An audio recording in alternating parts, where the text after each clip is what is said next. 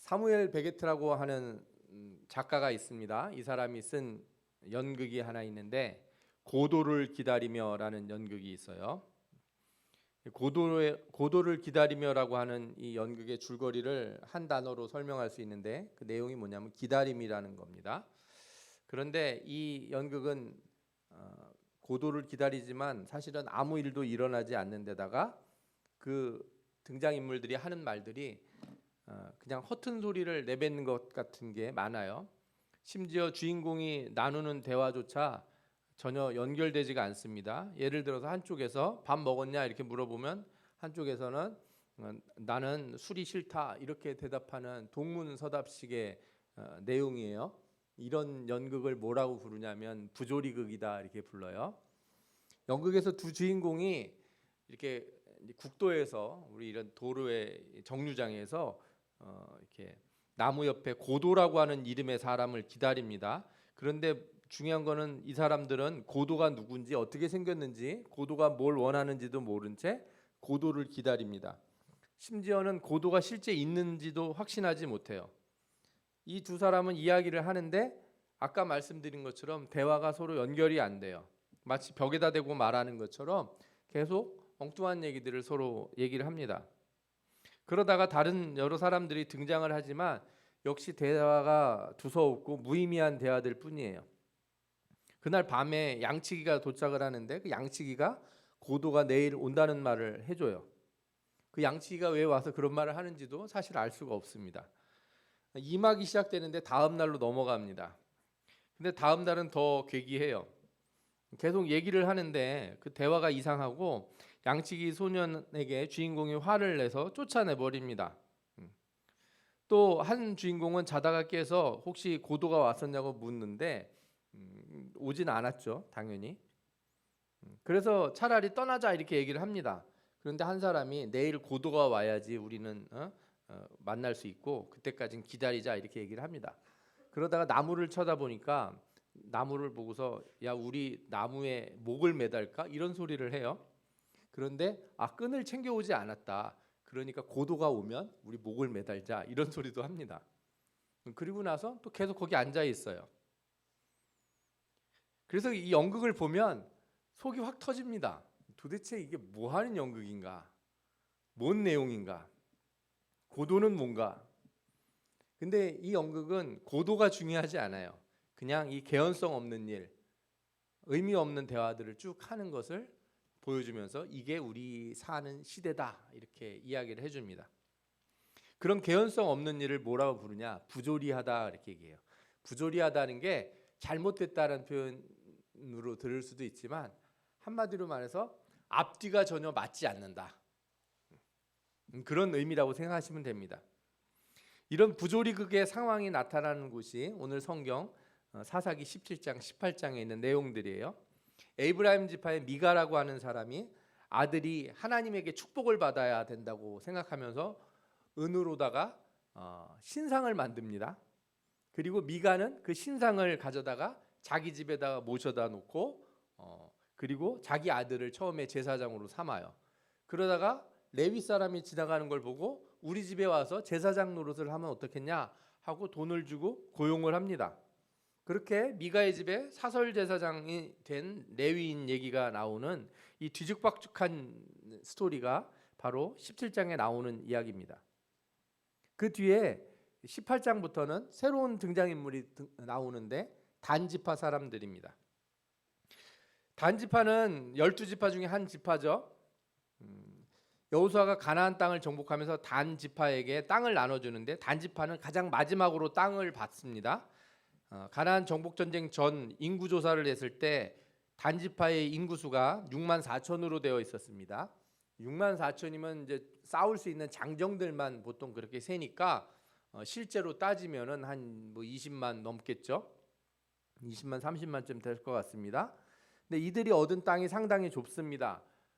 혹시 방송실에서 지도를 보여주면 좋겠어요. 예, 설교 보이시나요?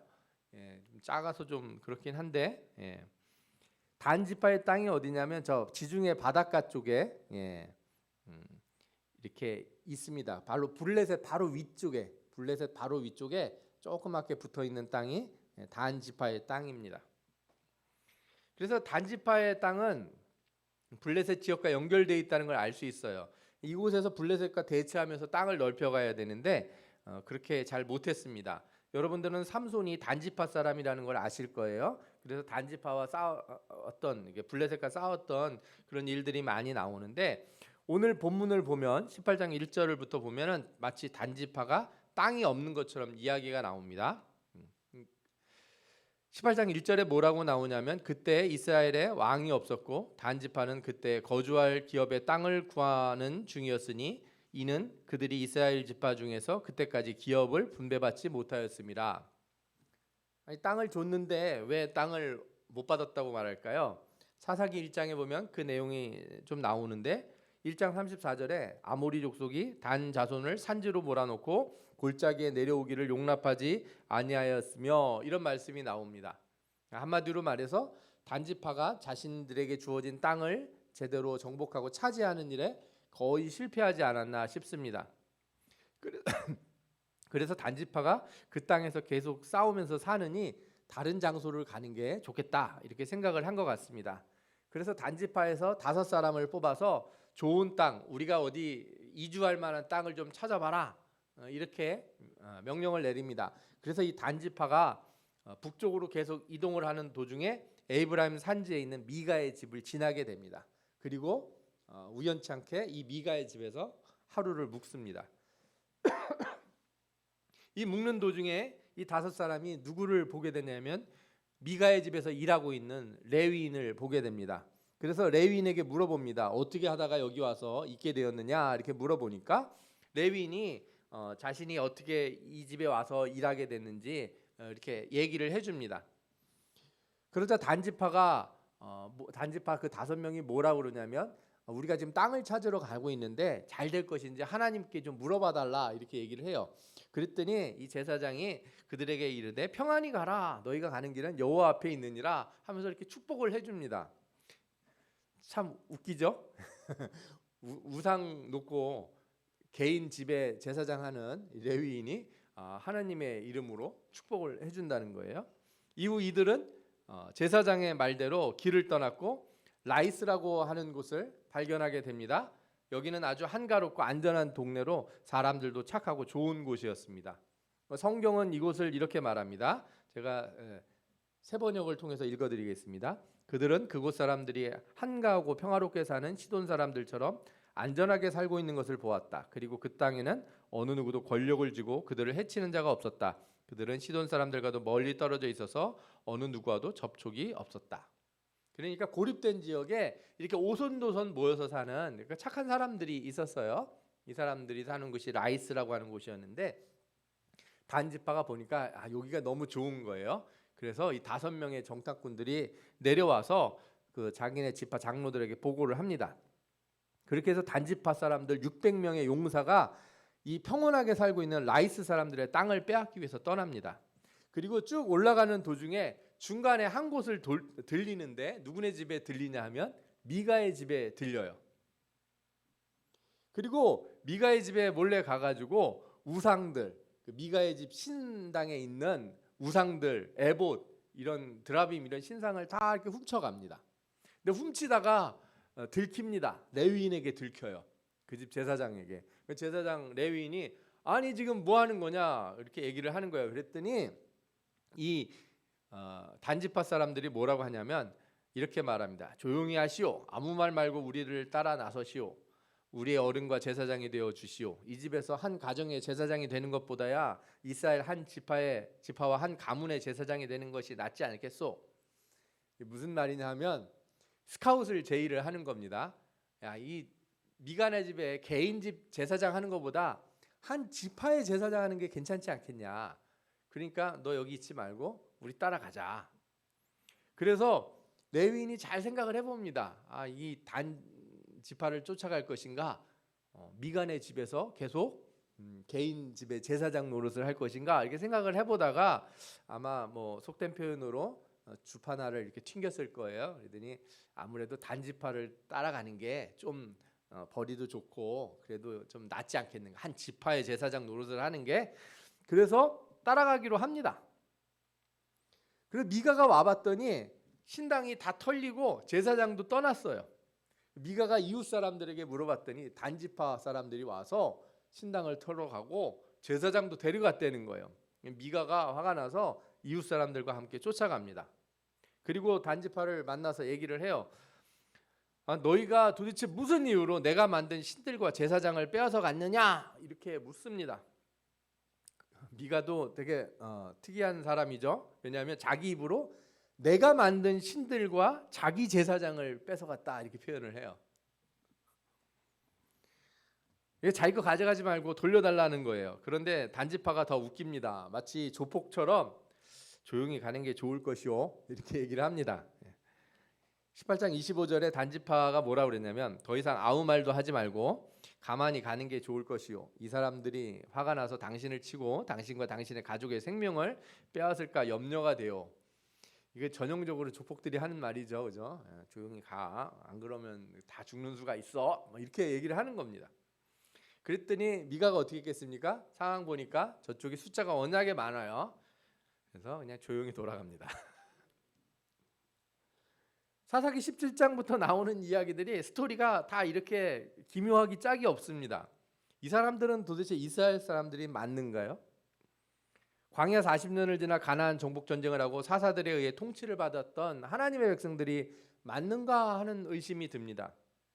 하나님께 복을 받으려고 우상을 만들질 않나? 그 우상을 또 자기 집에 두고 레위인을 제사장으로 고용하질 않나? 또 이제는 하나님이 주신 땅을 버리고 다른 사람들 잘 살고 있는 땅을 빼앗으러 가는 지파가 있질 않나? 그리고 그 가는 길에 남의 집에 들러서 우상을 뺏어가고 제사장까지 데려가는 그런 일까지 해요. 무엇 하나 정상적인 게 하나도 없습니다.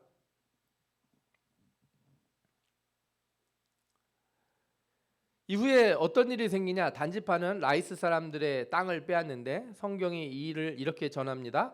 단지파 자손은 미가가 만든 신상과 함께 그에게 딸린 제사장을 데리고 한가롭고 평화롭게 사는 라이스 백성에게 가서 그들을 칼로 쳐서 죽이고 그들의 성을 불살라 버렸다.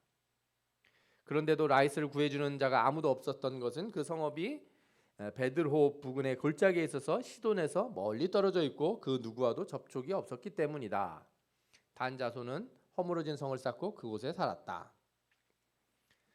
이 싸움은 전혀 정당해 보이지 않는 싸움입니다. 분명히 제사장과 같이 갔지만 제사장이 아닌 제사장이죠. 우상을 들고 갔어요.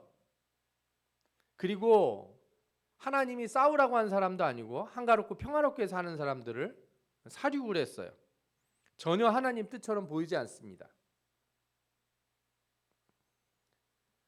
이 말씀의 끝에 한 가지 정보가 더 추가되어 있는데 그것은 이 제사장에 대한 이야기가 나옵니다.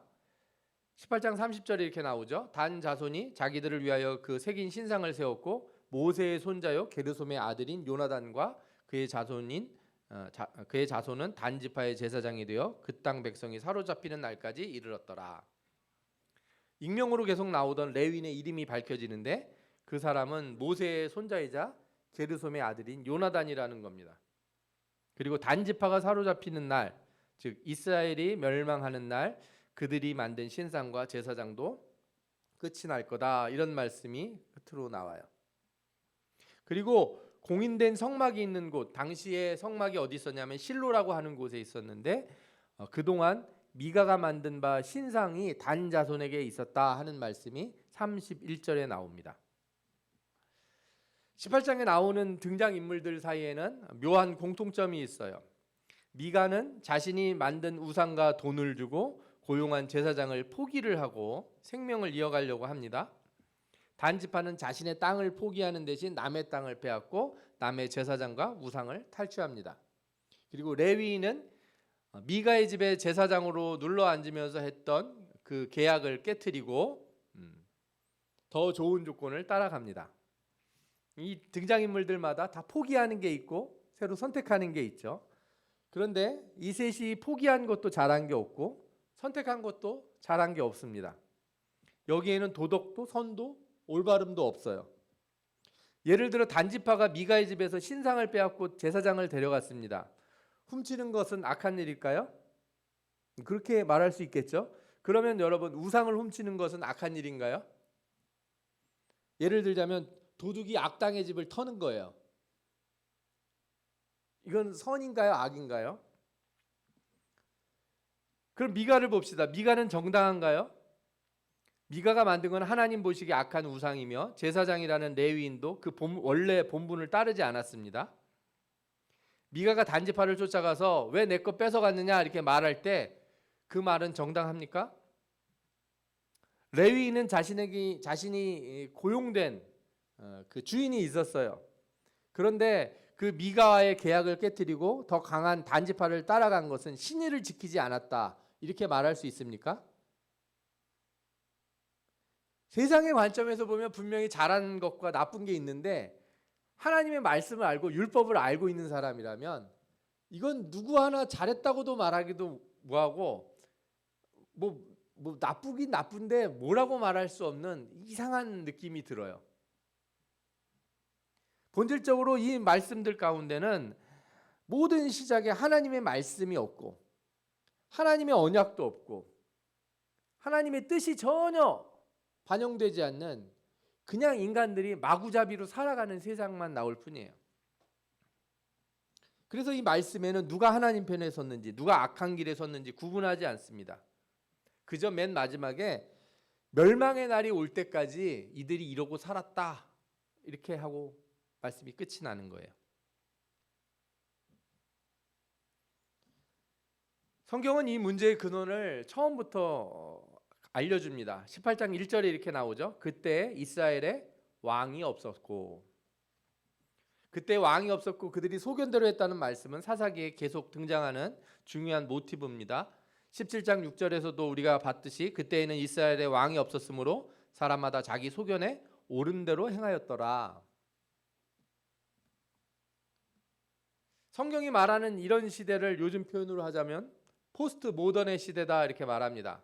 포스트 모던 시대가 뭐냐고요? 누가 뭐라고 얘기해도 그건 네 생각이고 하면서 자기 멋대로 사는 세상, 기준이 없는 세상, 공통되는 기준을 거부하는 세상, 그 세상이 바로 포스트 모던 시대예요. 그리고 사사기에는 그 시대를 뭐라고 표현했냐면 왕이 없는 시대, 자기 소견에 옳은 대로 하는 시대 이렇게 표현을 했습니다. 이런 시대의 가장 큰 특징이 뭐냐면 옳음과 그릇됨을 구분하기가 어려워요. 그래서 요즘 시대에는 정치인들이 싸울 때 누가 더 옳은지를 구분할 수가 없어요. 누가 더 나쁜지도 잘 모르겠어요. 저는 우크라이나와 러시아가 전쟁이 났을 때 우리가 처음에는 러시아는 나쁜 놈들, 우크라이나 불쌍하다 이렇게 생각했어요. 그런데 한참 보다 보니까 북한이 미사일을 만들 때 기술을 지원해 준 나라가 우크라이나라는 거예요.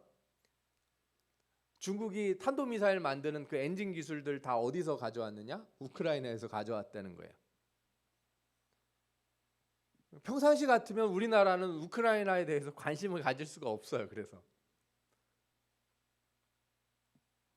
솔직히 어느 때는 세상 가운데 막 이상한 일들이 생기고 전쟁이 나고 막 싸움이 벌어져도 잘 모르겠어요.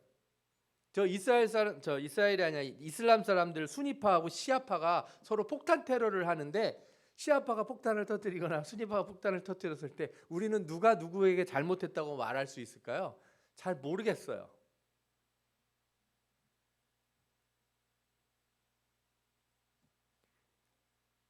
세상에 우리 편과 상대방 편, 네 편 내 편은 가릴 수 있을지 모르지만 좋은 쪽과 나쁜 쪽은 정말 가리기 어려워요. 그저 다 자기 소견에 옳은 대로 하고 자신들의 유익과 정치적인 목적과 욕심에 따라서 행동할 뿐이에요. 그래서 성경 말씀에 그때 이스라엘에 왕이 없었다는 말을 강조하는 이유는 이후에 등장할 다윗에 대한 이야기이기도 하지만 우리가 기다려야 되는 왕에 대한 말씀이기도 해요. 다시 말하면 참된 왕, 모든 일의 기준이 되는 왕, 그분을 기다려야 된다는 거예요. 그분이 없으니까 이런 문제가 생겼다는 거예요. 그분을 받아들이지 않기 때문에 세상이 지멋대로 산다는 거죠. 지금도 이런 왕을 아무도 기다리지 않아요. 대신 그들이 기다리는 게 있죠. 뭡니까? 아까 서두에 말씀드린 고도예요.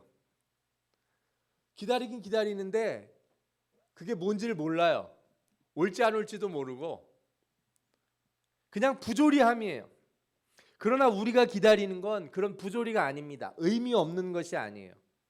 세상처럼 뭔가 좋아지면 좋겠다. 그냥 막연히 전쟁이 끝났으면 좋겠다. 막연히 사람들이 평화롭게 살았으면 좋겠다. 막연히 모두가 행복하고 부자로 살았으면 좋겠다. 이건 고도를 기다린다는 말과 똑같은 얘기예요. 그러나 우리가 기다리는 분은 그런 고도와 달라요. 우리는 분명한 기준과 참된 공의를 가지고 우리를 다스릴 왕을 기다립니다. 뿐만 아니라 그분이 오셔서 우리를 다스리실 때 우리는 우리 소견대로, 우리의 옳은 대로 행하지 않고 그분이 가르치시는 대로 살기를 원하는 겁니다. 여러분, 이미 그분은 오셨어요. 그리고 우리에게 삶의 진리들을 가르쳐 주셨습니다. 이 무의미한 시대, 이 부조리한 시대에 우리는 무엇을 발견하게 됩니까? 각자 소견에 옳은 대로 사는 세상을 발견하게 돼요. 왕이 없는 시대, 무의미한 시대, 부조리한 시대를 우리는 성경을 통해서 다시 발견하게 됩니다. 그러나 이제 우리는 참된 왕을 기다리며 살아야 됩니다. 그분은 이미 오셨고 우리에게 복음을 전해주셨고 다시 오신다고 약속하셨어요. 우리는 진정한 참된 선이 이루어지는 날, 진리가 이루어지는 날,